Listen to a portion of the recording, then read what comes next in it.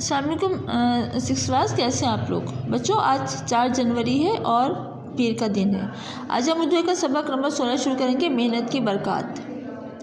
دنیا میں ہر کام کے لیے حرکت، طاقت اور قوت کی ضرورت ہوتی ہے اور کام کی انجام دہی محنت کہلاتی ہے۔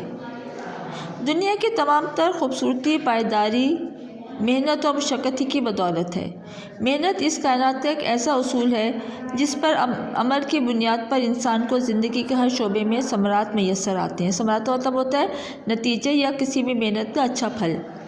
خود خالق کائنات نے بھی بڑے واضح الفاظ میں فرما دیا ہے کہ انسان کو وہی کچھ ملے گا جس کے لیے وہ محنت کرے گا۔ گویا مذہبی اعتبار سے بھی ایک کامل، سست اور بے عمل انسان معاشرے کے لیے قابل قبول نہیں۔ اسلام کی تعلیمات میں کام کرنے والے کو اللہ کا دوست کہا گیا ہے۔ خود ہمارے نبی صلی اللہ علیہ وسلم اپنا ہر کام اپنے ہاتھ سے کرنے میں فخر محسوس کرتے، اپنے جوتے خود گانٹتے اور پھٹے کپڑوں کو پیوند بھی خود ہی لگایا کرتے تھے۔ مسجد نبوی کی تعمیر میں حضور صلی اللہ علیہ وسلم نے صحابہ کرام کے ساتھ مل کر پتھر اٹھائے اور غزوہ احد کے موقع پر خود بھی خندقیں کھودنے کا کام سر انجام دیا۔ اس سے یہ ثابت ہوتا ہے کہ حضور صلی اللہ علیہ وسلم نے ہمارے لیے ایک مثال اور نمونہ دیا کہ کوئی بھی کام خود کرنے میں آر محسوس نہیں کرنی چاہیے۔ پاکستانی ہونے کی حیثیت سے اگر ہم غور کریں تو یہ بات واضح ہوگی کہ تحریک پاکستان میں شامل ایک بات ایسی جس کی شخصیات ایسی ہیں جن کی زندگی ہمارے لیے مشعل راہ ہے۔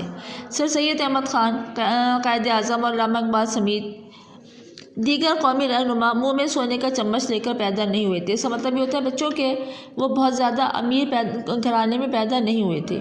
انہوں نے حصول تعلیم اور پھر حصول مقصد کے لیے دن رات محنت کی۔ اسی محنت کا نتیجہ ہے کہ انہوں نے نہ صرف اپنا اور اپنے والدین کا نام روشن کیا بلکہ برِ صغیر کے مسلمانوں کے لیے ایک الگ وطن کے خواب کو عملی صورت بھی دی۔ اگر یہ لوگ دن رات محنت نہ کرتے تو آج ہم سکھ اور آزادی کا جو سانس لے رہے ہیں وہ کبھی ممکن نہ ہوتا۔ ہم انگریزوں کی غلامی کے بعد ہندوؤں کی غلامی کے چنگل میں ہمیشہ کے لیے پھنس گئے ہوتے۔ بچوں یہاں تک ہم نے ریڈنگ کرنی ہے، اس کے بعد ہم کاپی کا کام کریں گے۔ ہم پہلے سوال کریں گے، الفاظ کے معنی لکھیں۔ الفاظ معنی: آر شرم، تناور مضبوط، آسائش آرام، بندوبست انتظام، نکھار صفائی، ثمر پھل۔ اب اس کے بعد ہم اس کے پہلے 4 سوال کریں گے، مختصر جواب دیں۔ سوال نمبر 1 ہے، دنیا میں ہر کام کے لیے کس چیز کی ضرورت ہوتی ہے؟ اس کا جواب ہے دنیا میں ہر کام کے لیے حرکت، طاقت اور قوت کی ضرورت ہوتی ہے۔ سوال نمبر 2 ہے، کام کی انجام دہی کیا کہلاتی ہے؟ کام کی انجام دہی محنت کہلاتی ہے۔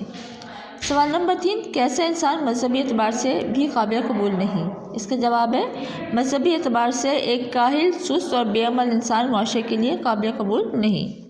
سوال نمبر 4 ہے، اسلامی تعلیمات کی روشنی میں کام کرنے والے کو کیا کہا گیا ہے؟ اس کا جواب ہے اسلامی تعلیمات کی روشنی میں کام کرنے والے کو اللہ کا دوست کہا گیا ہے۔ بچے سوال آپ نے کاپی پہ کرنے ہیں، کام کاپی پہ کرنا ہے، اس کو اچھی طرح سے یاد بھی کرنا ہے۔